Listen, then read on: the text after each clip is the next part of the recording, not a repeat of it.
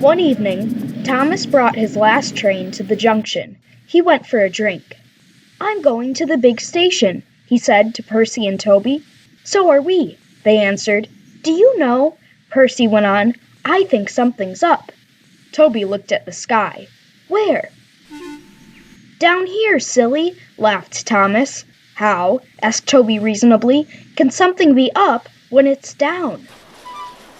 "Look," said Thomas excitedly, "look!" 7 engines from the other railway were coming along the line. "Hello, Ginty," whistled Percy. "Hello, Pug." "They're friends of mine," he explained. "I don't know the others." Ginty and Pug whistled cheerfully as they puffed through the station.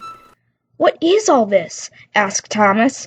"The Fat Controller's got a plan," answered his driver, "and he's going to tell it to us. Come on." So they followed to the big station at the end of the line where all the engines had gone. The Fat Controller was waiting for them there. "The people of England," he said, "read about us in the books, but they do not think that we are real." "Shame!" squeaked Percy. The Fat Controller glared. Percy subsided. "So," he continued, "I am taking my engines to England to show them."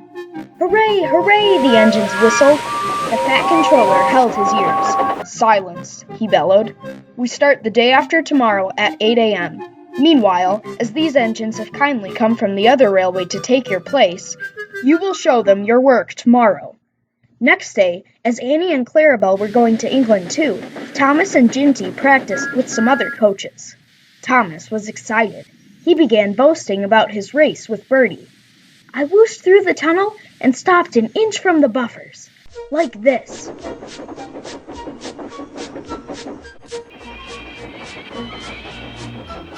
Crash! The buffers broke. No one was hurt, but Thomas's front was badly bent.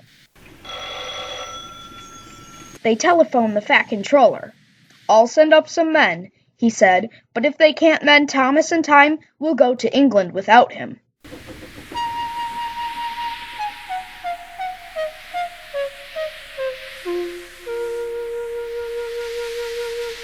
Next morning, the engines waited at the junction.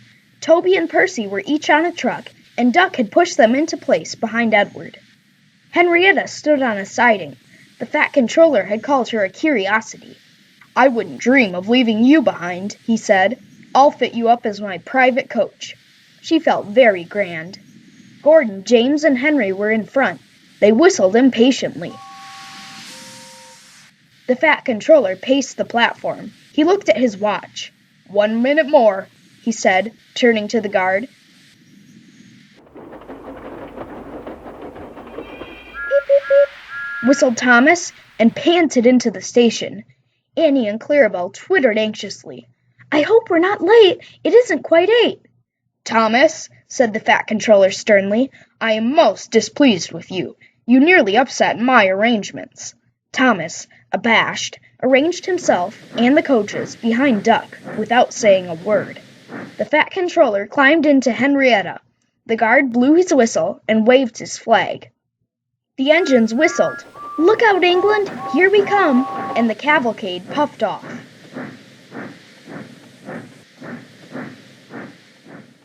The engines stood side by side in a big airy shed.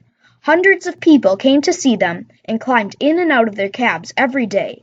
They liked it at first, but they presently felt very bored and were glad when it was time to go. The people along their line put the flags out and cheered them home. "We are glad to see you," they said. "Those others did their best, but they didn't know our ways. Nothing anywhere can compare with our Fat Controller's engines."